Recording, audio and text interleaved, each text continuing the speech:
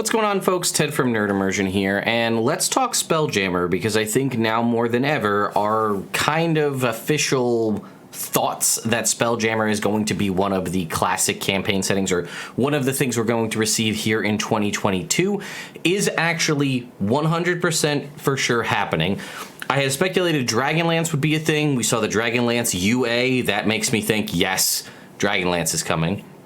We had seen the sort of Heroes of the Multiverse UA at the end of last year, which again seemed to point towards Spelljammer. We had some allusions back in the D&D Celebration Future of D&D panel, which we'll go back and sample, and there was a recent article released on wargamer.com talking about one of the new people who has been added to the D&D team, who seemingly has a history that would align very well to performing some sort of Spelljammer-like material.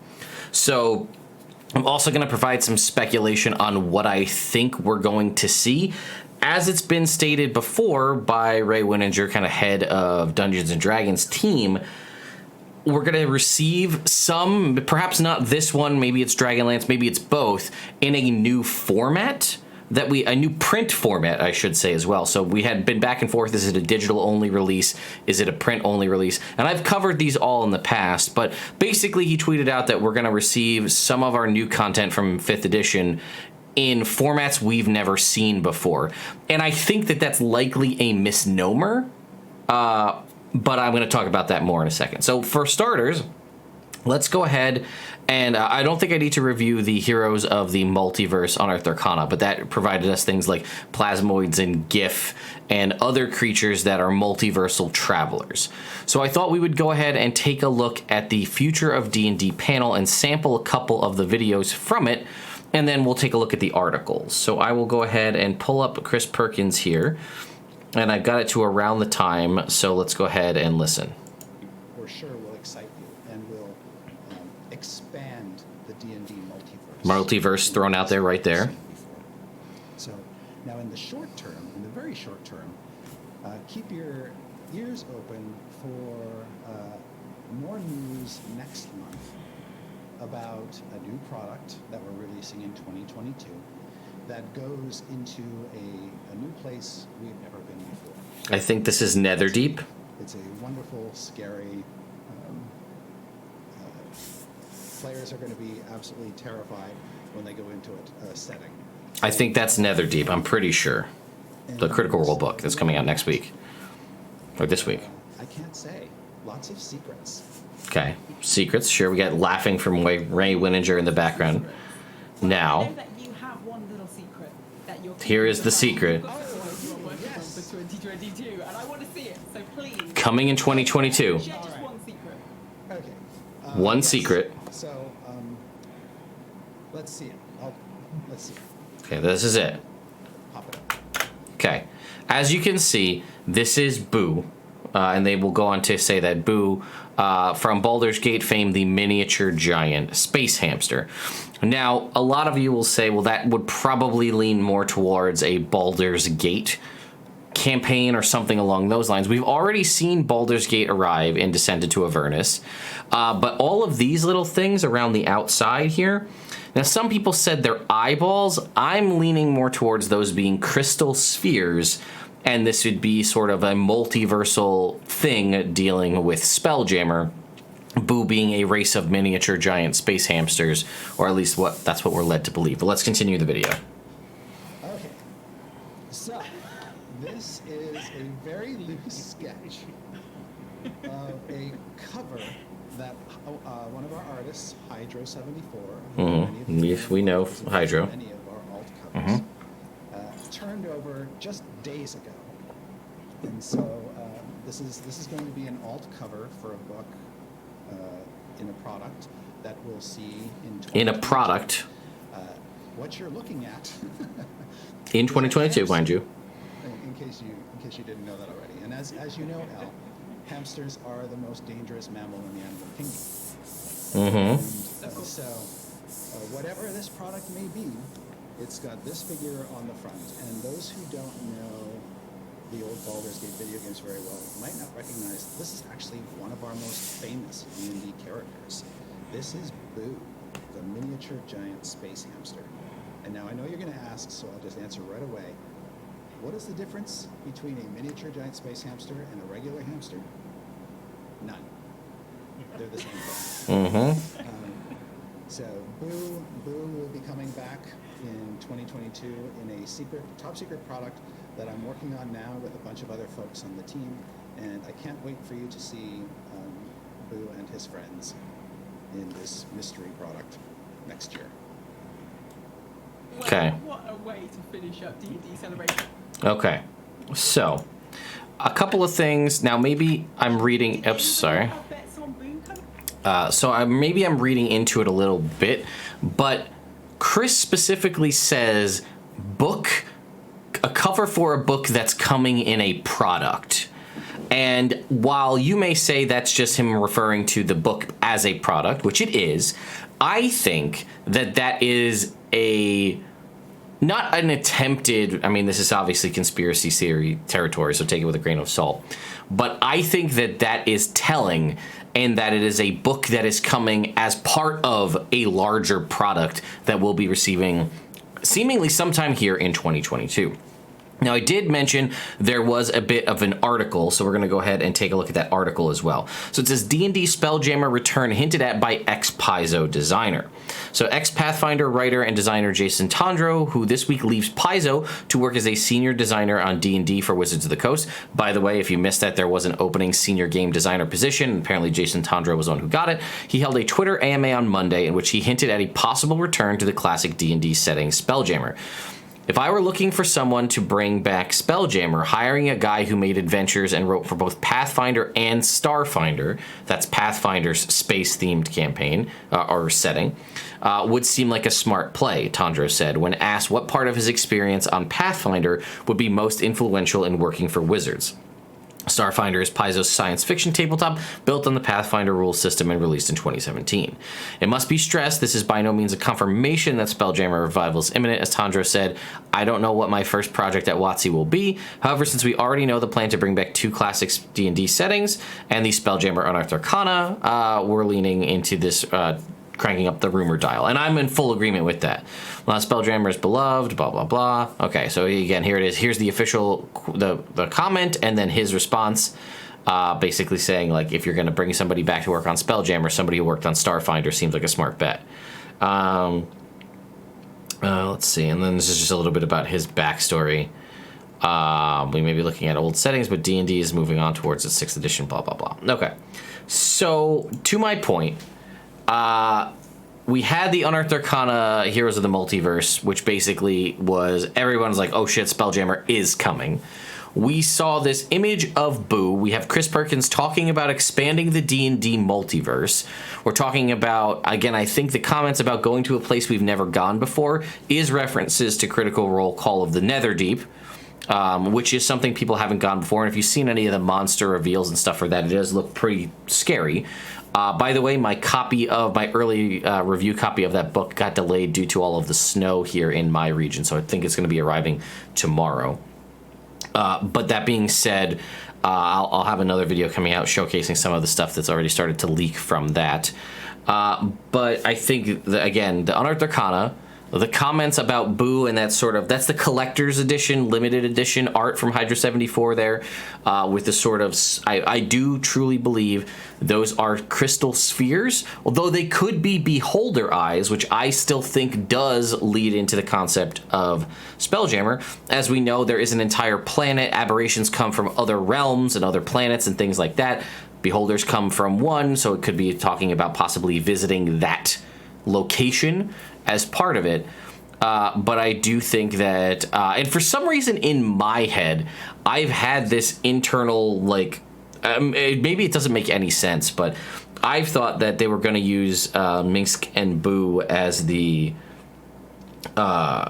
sort of poster child character for anything dealing with the multiverse, and I guess it's also further expanded upon by the fact that they are two very common and very present characters in the Baldur's Gate series, and currently Baldur's Gate 3, the video game that is open in early access, its main story function is about spelljammers, spaceships, and mind flayers. Again, all furthering that tie to Spelljammer. And then again, we have this Jason Tondro getting hired, who flat out basically says in an illusionary tweet that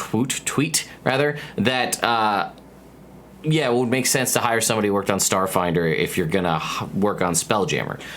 So again, like I said, take it all with a grain of salt, but you may be saying that seems like a lot of, you know, tinfoil hat theories, and it is, but there's a lot. There's more there than I feel like a off the cuff theory would have. There are a lot of things all pointing towards Spelljammer being a real thing. I mean, the same thing. We had the same conversation when we talked about Dragonlance, right? I thought Dragonlance was coming. We saw things like Fizzban being a titular character on a book we had. Confirmation from the folks, you know, from the Hickmans saying that the Dragonlance novel is coming out. Now we have official confirmation. The Dragonlance novel is coming out later this year. And then we get an Unearthed Arcana about Heroes of Krynn, which also makes me think we're going to get Dragonlance. Now, to my point about Chris Perkins saying that it is a cover for a book that is part of a product that we will be receiving later this year, I think I know what it is. Now, originally, I was contemplating it would be a box set similar to the starter set that we received. You know, like the we do know that there's that Stormwreck Isle starter set, the new starter kit that's coming out, which may or may not have updated 5.5 6th edition rules in it, similar to what we had with the Essentials kit or original Lost Mines of Phandelver kit. But that didn't seem like a new medium, that it would be like a new format, right? That we've seen that. We have those box sets. Now, we don't have anything like that for a campaign setting, so that you could make that argument. Some people were thinking it would be more like soft cover booklets, possibly driving down the price a little bit, making it more accessible, similar to what things like Beetle and Grimm and other companies do, where they kind of give you the soft cover booklets where things are broken up so you can hand people the different sections. Based on what they've done, and what they've done relatively recently, I think we can use that to extrapolate what we're going to see when it comes to possibly this Spelljammer book, and I think possibly also this Dragonlance book. And that is this guy. The 3-book box set that we had. We had the original core box set that had the limited edition covers and comes bundled with a DM screen for the Monster Manual, Dungeon Master's Guide, in the Player's Handbook. And we had this recently released one that is Xanathar's Guide, Tasha's, and the newly updated Monsters of the Multiverse, along with a new DM screen, which came in both a standard edition and the collector's edition copy of this. So, what do I mean by that? I think that Boo book with that cover that we just saw, I think they are going to do something similar to this, where you're going to have a standard edition box set and a collector's edition box set, 2 separate boxes. And we saw the Hydra 74 art that they showed off at the end of that video with Chris Perkins. That will be the book art for one of the 3 books that will be in that box set, and that will have Boo as the front cover like that. And then you'll have the standard one with the more traditional D&D art. And to me, personally, that's what I would want to see, in all honesty, for all campaign settings. And perhaps this is because this is kind of nearing the end of the 5e cycle, as it were, as we close in on 2024. I think that this is what we're going to start to see for campaign settings in the future. Now, I don't know what the 3 books are going to be. If we look at things like, you look at Eberron and stuff like that, it's a book, right? Eberron Rising from the Last War is a book. But some of my biggest complaints, and I feel like a lot of Eberron fans' complaints out there are, there's so much stuff for Eberron to try and smush it all into one book while also including an introductory adventure is just travesty. You can't get it all. Now, some of you may also say similar things for Guildmaster's Guide to Ravnica, Mythic Odysseys of Theros, and I would agree with you there. I can't personally speak to that because I'm not a Magic the Gathering fan, but I'm sure they had to cut out a significant amount of lore and other useful information to pack in that intro adventure while also introducing new mechanics like the guild mechanic or the piety system. But as we saw, same thing even with Explorer's Guide to Wildmount. I would much rather, and we've talked about this with our concept of DLC with Wild Beyond the Witchlight, I would rather you give me a mechanical book and then give me an option to download the adventure as a PDF after the fact off the DM's Guild if I want it. And while that seems to not be a format that a lot of people are a fan of, what a better way to get everybody everything that they want and also charge more money for it, realistically, it's a business, than selling them in a 3-book box set with a DM screen. So let's talk again about Spelljammer, right? That is a concept of which most players in Dungeons & Dragons, especially the newer folks who came in with 5th edition, will really have no concept about, right? We're talking, you're used to playing in your fantasy worlds, maybe with a little of industrialist with firearms and things, depending on what setting and things you're playing in. But we are taking that and we are now going into space travel, okay?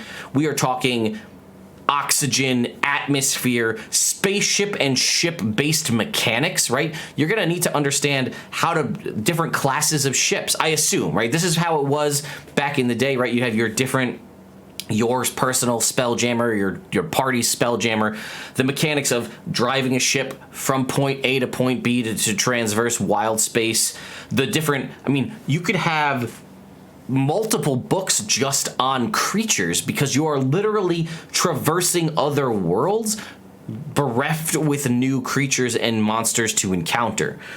But at the same time, like I said, you have a whole new outer space gravity mechanic, all of these new things. That's a ton of content. And to pack them in one of these sides, even if it goes as big as Mordenkainen's Monsters of the Multiverse, if we talk about how they do this, right, you're going to have one book, maybe this big, maybe 300 pages, 400 pages, and you're going to pack in a new bestiary that does justice to a variety of other worlds entirely.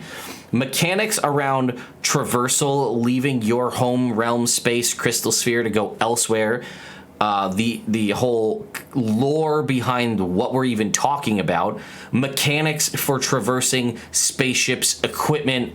And then you're probably going to try to pack an adventure in there too. You're not going to be able to provide detail on anything in that. It's impossible, right? There's no way. But if you go with this concept of, hey, you know what? This is pretty striking. It looks nice on a bookshelf. Why don't we do a Spelljammer box set? As Chris Perkins himself said, a cover of a book that is part of a bigger project coming in 2022.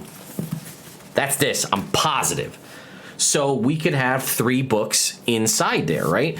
I don't know what they would be, but this is the perfect example. Same thing I think you should do with Dragonlance. Same concept, 3 books. Maybe one of the books is an adventure for Dragonlance. One of the books is a lore history book of Dragonlance. And the third one is the mechanics of Dragonlance, right? It's player stat blocks, it's player character races, perhaps it's new classes, new feats, new magic items, new spells, things of that nature. One is just a lore book to teach you about the world that you're going to for the first time, and the third one is an adventure, or maybe one of those is a bestiary, or maybe it's the mechanics mixed with a bestiary. So if you have specific creatures that are iconic to the world of Krynn, or specific things you want to talk about in the world of Spelljammer, they get their own either standalone book or they're part of the adventure, right? We're going to give you an adventure that takes you in an ideal world from levels 1 to 10, but we actually go a little bit further, maybe 1 to 15. And then the back half of that is just a bestiary, the monsters that you could encounter. One, I think that is an absolutely brilliant idea as a way to release a product that provides you with more, because they kind of have this cadence of release that they've obviously expedited significantly to release more books than they normally do, right? We already know we had these books earlier this year. This was not a planned release for this year. This was planned to be a holiday release for 2021, but shipping delays caused that to not happen. We know we have Critical Role Call of the Netherdeep coming out next week, which is an adventure guide set again in the Critical Role world of Exandria or Tal'Doria or wherever it's located. And then we have, I think, 3 other releases set for the rest of 2022. 2 are returns to classic campaign settings, and 1 might be like a sort of sneaky homage to one, but I think it's an entirely new setting. I also don't feel like we're going to get largely mechanical books, with the exception of possibly things in the box set that I was talking about, because we recently got Tasha's, we just got Monsters of the Multiverse, and we know that they're finalizing their new mechanics for the releases of these books in 2024. So we might get a new race here or there, we might get a couple new subclasses here or there, feats, magic items, but we won't get a largely mechanical only sort of player tome like a Tasha's Cauldron of Everything. I don't think we're going to get one this year. I think we're going to focus largely on expanding the multiverse of Dungeons & Dragons as people have begun to play. People have played a lot more. They're experimenting with new stuff. This is a great opportunity, especially in the light that they released that, hey, in 2024, possibly everything is changing. How do we keep players invested for these next 2 years before we lose them to, other campaigns, older editions, other RPGs, whatever? We release cool new campaign worlds with fully fleshed out books, multiple books, as part of a nice classy box set. You got something for the collectors, and yeah, who wouldn't want a Spelljammer DM screen or a Dragonlance DM screen to go with that? That's perfect. That's probably what everyone, and I'll say it too, I would love that for Eberron. And if you're smart, you'd make another one, you'd make an Eberron box set in 2023 and say, like, yeah, we fucked up, our bad. We didn't know what we wanted to do. We released Eberron Rising from the Last War. It was awesome. But now that we've developed this concept of a 3-book box set, let's do that for all of our classic campaign settings. Let's maybe get a Greyhawk one. Maybe you could do a Dark Sun one, maybe not, right? But you could definitely go back and visit Eberron and do an Eberron one. Hell, do a Forgotten Realms one and give us an actual good canonical 5th edition Faerunian lore book, right? I would buy those. I mean, I would love, just from a purely, obviously don't make them all white because that would look funky on a shelf. But like, if you had like the foil D&D symbol with like a little kind of logo on it, and we could put all of these box sets for all of the different campaigns up on a shelf, that is, as the collector in me loves that concept, and I'm all for it. So, anyway, folks. Sorry this video ended up being a little bit longer than I anticipated, but I think we're on to something here. I think all signs are pointing to Spelljammer and Dragonlance in 2022. And I think if we read between the lines on the comments, the format we've never seen before. Again, we've seen a format of a box set, as I'm holding one in my hand right here, but we've never seen one done. This is just a collection of previously released books, and that's my point about a format that we've never seen before. Obviously, we know Monsters of the Multiverse is really just a combination of Volo's Guide and Mordenkainen's Tome of Foes, but these are not, and again, obviously there's updated rules in that, but these are not new books. These are just reprintings and collecting in a box set of books we already have. Printing a brand new campaign setting in a box set with 3 wholly new books and a possibly brand new DM screen, that is an entirely new format we have never seen before. That is what I think we're going to see come later this year. And I guess I forgot to throw out that new Dragons of Stormwreck Isle starter set will also likely be coming out this year. I'm going to put that as our summertime release, and that will get us, again, another piece of content. So we'll have Critical Role here in March. We'll have that starter set in like May, June. We'll have, I think, whatever the brand new campaign setting is that nobody knows about will come out maybe, midsummer. The Dragonlance box set, which I'm calling now, will come out right alongside the Dragonlance novel release, which is towards the end of the summer. And then what a way to bring home the fall and the holidays with a Spelljammer box set and maybe a couple of other fun little releases here and there. So let me know your thoughts in the comments down below. Am I absolutely way off base? Do you think that this is... there's no way that I'm even close to this? Or do you, like me, think that a 3-book box set for new campaign settings is 100% the way to go and what we should see going forward? And again, this is not a new concept, the box set to introduce a new setting. I mean, I think third-party folks have been doing this with their own personal campaign settings and things of that nature. I think it'd be a smart move. I think it would also, people would justify, people hate this, can we be frank, that I don't need to rebuy Xanathar's and Tasha's Cauldron of Everything, books that I already have, to get a brand new, Mordenkainen's Monsters of the Multiverse book that I'd have to buy in March to buy a box set for about $200, right, realistically, and get a brand new book that's reprints and updates for books I already have, or I have to wait 2 more months or 4 more months till May to be able to buy this book as a standalone. People are like, there's no way. Why should I rebuy 2 books to get a new book? I'll just wait till May. But it also sucks because now you're not playing with the updated rules until May. But if I were to say, hey, I'll give you a nice new box set with 3 brand new books and a new DM screen specific to that setting for 150, 170, 200 bucks, whatever it is, that's a lot more palatable for a lot more folks. The only thing I'd say that would be better would be Wizards of the Coast should release a freaking timeline for when these things are coming out, even if it's just Wizards of the Coast Q3 release with an MSRP of a certain number, right? So we know that we have Critical Role in March, we have the starter set, you could just call it, D&D release Q2 May 2022, MSRP $29.99, and then there's one coming out that's $59.99 and 2 that are $159.99.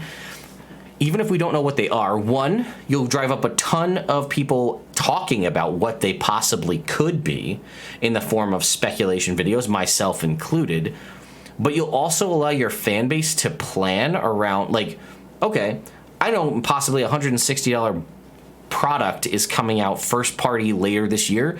I can start putting funds aside if it's something I want, and then if I find out it's something I don't want, well, then I have $160 in my pocket and it's no harm, no foul. But when you drop these things out of nowhere, like, hey, this is releasing in a month, sometimes people don't have enough time or money or shifts they could take at work or whatever they're going to do to cover the funds to pick that up. But if you give them a time frame or at least a high-level roadmap talking about the future, that could go a long way, and it would build a lot of goodwill with your fans. So I'll throw that out there in case Wizards of the Coast is watching. Please consider doing that. It'd help a lot of us out. So anyway, thank you all so much for watching. Please leave your thoughts and comments in the comment section down below. I will see you all next time.